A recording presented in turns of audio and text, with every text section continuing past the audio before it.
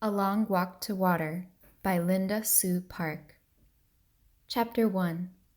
Southern Sudan, 2008. Going was easy. Going, the big plastic container held only air. Tall for her 11 years, Naya could switch the handle from one hand to the other, swing the container by her side, or cradle it in both arms. She could even drag it behind her, bumping it against the ground and raising a tiny cloud of dust with each step. There was little weight going. There was only heat, the sun already baking the air, even though it was long before noon. It would take her half the morning if she didn't stop on the way. Heat, time, and thorns. Southern Sudan, 1985. Salva sat cross-legged on the bench. He kept his head turned toward the front, hands folded, back perfectly straight. Everything about him was paying attention to the teacher. Everything except his eyes and his mind.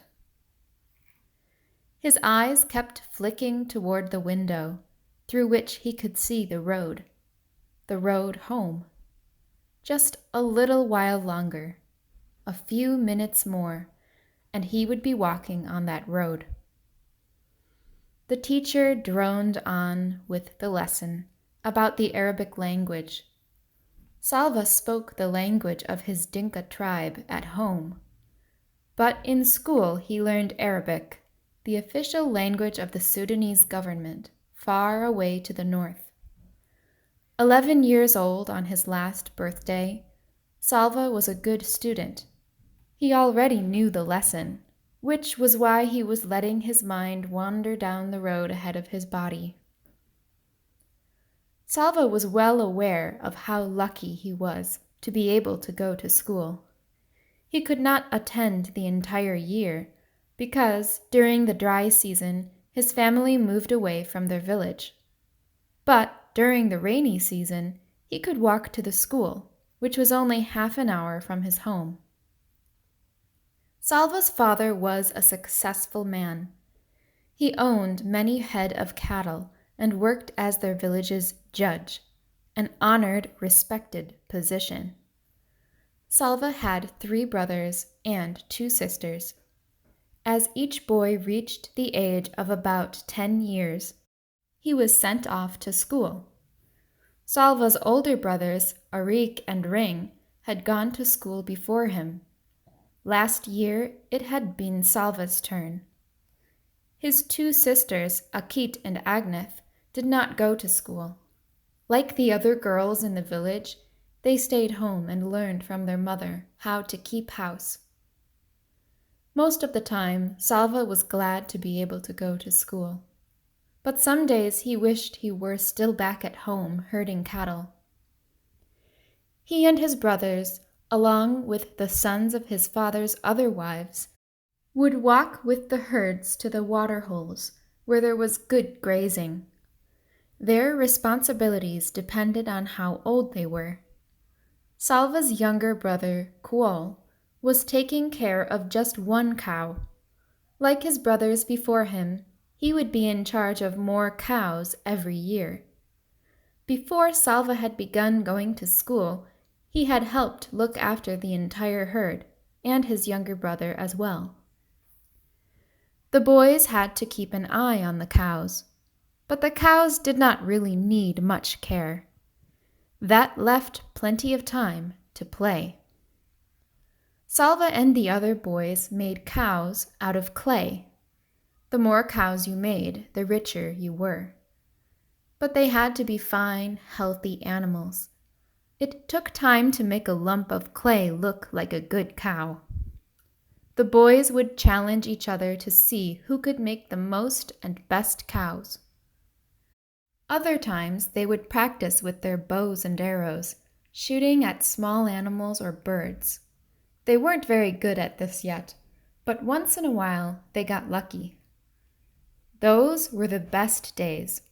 When one of them managed to kill a ground squirrel or a rabbit, a guinea hen or a grouse, the boys' aimless play halted, and there was suddenly a lot of work to do. Some of them gathered wood to build a fire. Others helped clean and dress the animal. Then they roasted it on the fire. None of this took place quietly. Salva had his own opinion of how the fire should be built and how long the meat needed to cook, and so did each of the others. "The fire needs to be bigger." "It won't last long enough. We need more wood."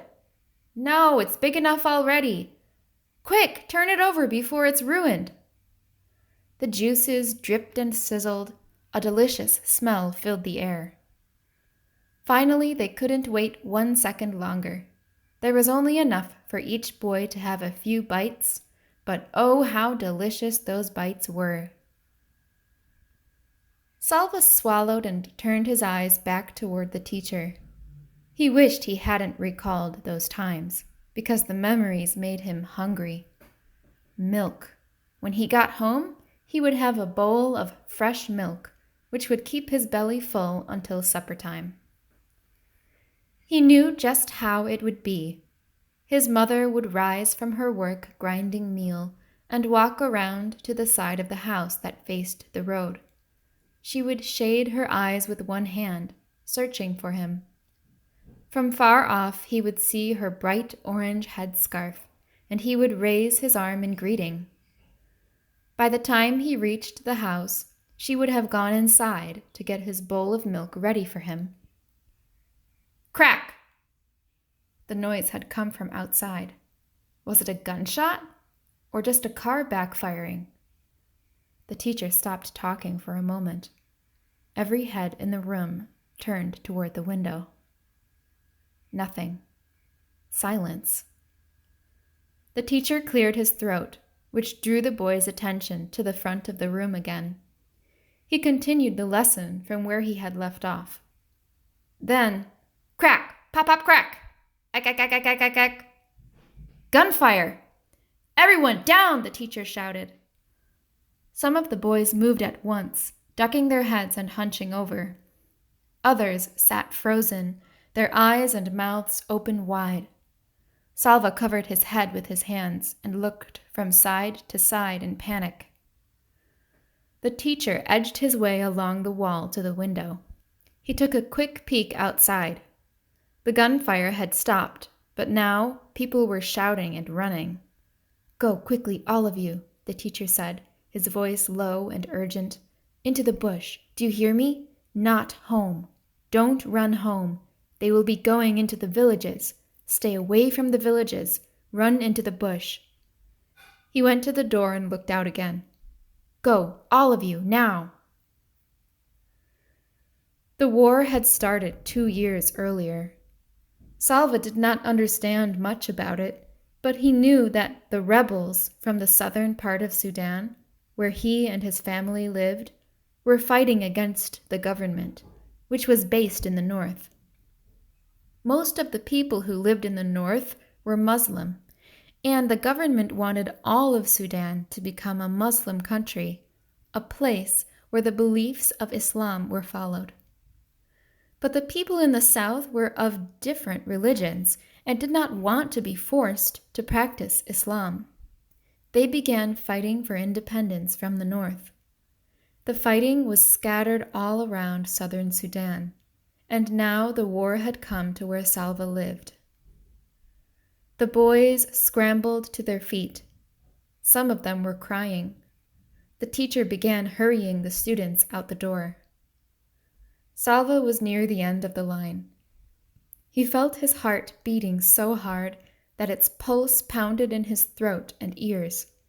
He wanted to shout, "I need to go home! I must go home!" But the words were blocked by the wild thumping in his throat. When he got to the door, he looked out. Everyone was running. Men, children, women carrying babies. The air was full of dust that had been kicked up by all those running feet. Some of the men were shouting and waving guns. Salva saw all this with one glance. Then he was running too, running as hard as he could into the bush, away from home.